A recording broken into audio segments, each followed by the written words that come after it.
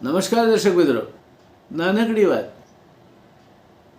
એક સાધુ મહાત્મા જઈ રહ્યા હતા. કોઈ માણસ નશામાં હશે તો બેફામ લવરી કરતો હતો. એટલે કોઈએ પેલા સાધુને કહ્યું કે તમને આ ગાળો બોલે છે.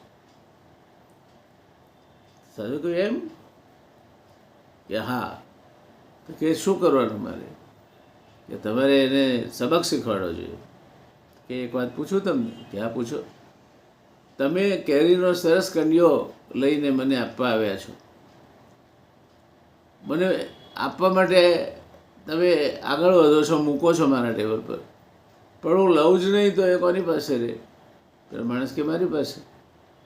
બરાબર, ગાળોનું પણ એવું જ છે. એણે ભલે મને કહ્યું હોય, મેં ક્યાં સ્વીકારી છે? અને મેં એને સ્વીકારી માટે કોની પાસે રહે? તેની પાસે રહે. નાની શી વાત, નાનો શો બોધ, પણ કાયમી ધોરણને મને શાંતિ આપે એવો ઉપદેશ આ સંત મહાત્માની વાતમાં જે દમ હતો તેનું ઉદાહરણ. મળીએ ત્યારે ફરી પાછા એક નવી વાત નાની શી દ્રષ્ટાંત સાથે લઈએ.